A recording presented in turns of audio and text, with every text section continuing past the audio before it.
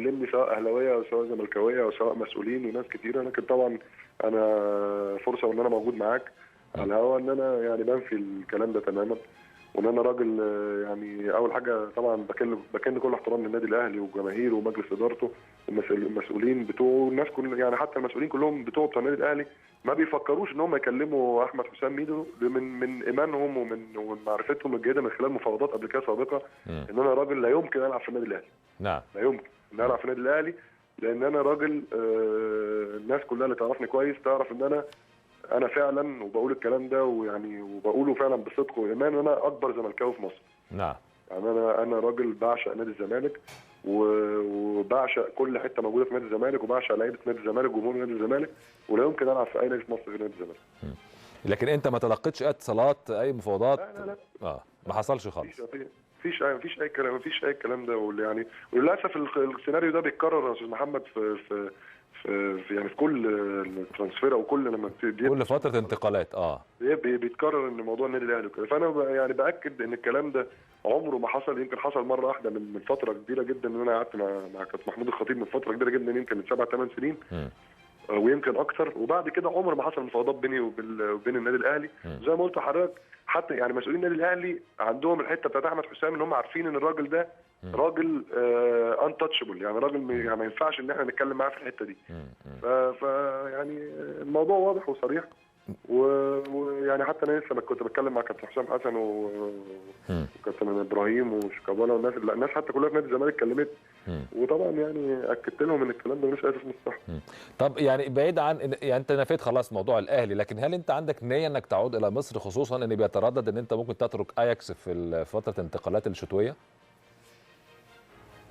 والله يا استاذ محمد يعني مفيش يعني اي فكر في الفتره الحاليه ان انا ارجع مصر، لان انا راجل متمسك ببقائي في المشوار اللي انا بديته من فتره كبيره، ومتمسك ببقائي في اياكس زي ما اكدت لحضرتك قبل كده في برنامج حضرتك ان انا راجل هيبقى ليا وجود اساسي في نادي اياكس في الدور الثاني من الدوري باجتهادي وبالملعب ان شاء الله يعني وباذن الله يعني انا حاطط خطه لنفسي وتحدي لنفسي ان انا باذن الله انهي الدوري بصفه اساسيه في نادي اياكس باذن الله.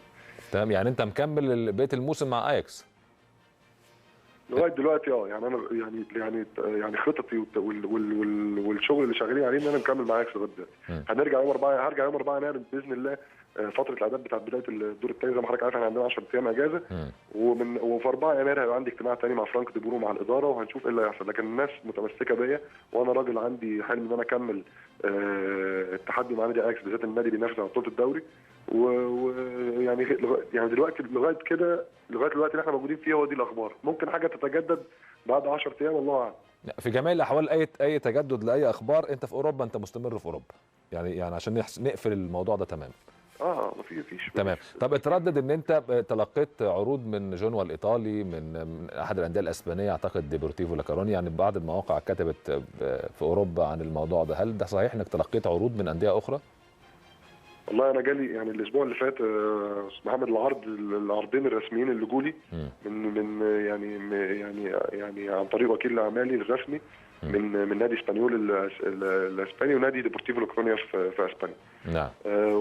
ودول يعني اول حاجه مدرب ديبورتيفو لاكرونيا هو انخيل لوتينا وادواردو طبعا المساعد بتاعهم، دول اللي كانوا ماسكني في سيلتا دي فيجو ايام ما كنت بلعب في اسبانيا والناس علاقتي بيهم كويسه جدا. تمام. لكن الناس عندهم مشكله ان هم ما عندهمش مكان للعيب نون يوروبيان زي ما حضرتك عارف ان كل فرقه في اسبانيا عندها 3 لعيبه بس. نعم. فبنحاول يعني هم الناس حاولت ان هي بتحاول تحل المشكله دي مع الانتجريشن او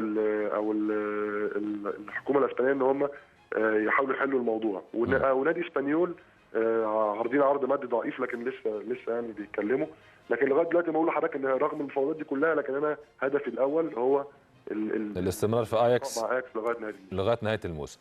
طب اخيرا احمد حسام، يعني بعض الصحف المصريه ذكرت ان ممكن يتم استدعاء لاحمد حسام ميدو في دوره حوض النيل حتى رغم انها دوره مش دوليه، لكن لو تم استدعاء ليك هل يعني انت شايف انه ده هيتم او ان ممكن تيجي مصر في هذه الدوره ولا انت ما ينفعش تحضر على اعتبار انها دوره غير دوليه؟ الدوره دي حضرتك في تاريخ ايه؟ في يناير صح؟ في يناير من 4 ل 17 يناير اعتقد او من 5 ل 17 يناير. لا والله يمكن اول نشوف بس ايه القرار الجهاز الفني بتاع منتخب مصر، وعلى حسب القرار الجهاز الفني بتاع منتخب مصر نشوف يعني هنتعامل معاه ازاي.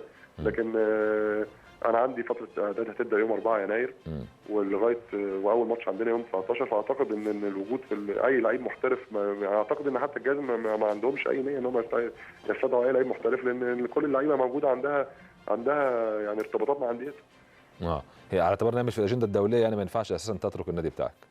ما ينفعش، من حق النادي ان هو ما يتركنيش، يعني من حق نادي اياكس ان هو ما يتركنيش، لان البطوله يعني مش تحت اي اجنده دوليه. تمام. اخيرا السؤال بقى اللي عايز اساله لك، مباراه القمه كيف تراها بين الزمالك والاهلي او الاهلي والزمالك؟ والله يا استاذ محمد طبعا هو ماتش شاطر للاهلي والزمالك زي ما الناس كلها عارفه ان هي مالهاش دعوه بالمستوى الفني للفريقين.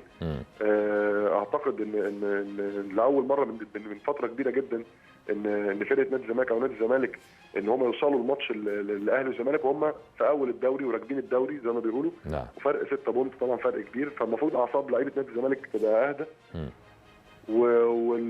والاهداف بتاعت نادي الزمالك المفروض تخلي يعني الاهداف الفنيه من المباراه المفروض تخلي الجهاز الفني اعصابه اهدى واللعيبه اعصابها اهدى. لكن طبعا المباراه هيبقى ليها اتموسفير او ليها يعني شكل يعني مختلف عن المباريات اللي فاتت في مباريات القمه. لكن انا عن نفسي انا اعتقد ان فرقه نادي الزمالك هي الافوق فنيا وهي الافضل فنيا في الفتره الحاليه، وبالذات في وجود حسام ابراهيم طبعا وفي وجود شيكابالا اللي انا بعتبره يعني مظلوم اعلاميا جدا في الفتره الاخيره دي، لان هي الحقيقه الفنيه بتقول ان شيكابالا افضل لاعب جابته مصر في اخر 20 سنه. ودي فعلا حقيقه، الراجل لو اتفرجت عليه مفيش لعيب جه مصر في الفتره الاخيره كلها بيعمل اللي شيكابالا بيعمله في الملعب مع نادي الزمالك في اخر 10 ماتشات. فانا اتمنى ان الاعلام يقف جنب شيكابالا، ان هو ابن من ابناء مصر وابن من ابناء نادي الزمالك ويستحق ان الاعلام يقف جنبه. طب لكن انت مش عايز برضه تقول حظوظ مين اقوى في المباراه؟ لا انا اتمنى طبعا فوز فريق نادي الزمالك، ويعني لكن زي ما قلت لحضرتك النتيجه بتبقى صعبه جدا ان حد يتوقعها. نعم. عموما كابتن احمد حسام ميدو انا بشكرك شكرا جزيلا لكل هذه التوضيحات. اذا ميدو ينفي تماما قصه عرض الاهلي ويؤكد احترامه لجمهور النادي الاهلي واداره النادي الاهلي، لكنه نفى تماما هذا الخبر اللي تم نشره اليوم باحدى الصحف الكويتيه.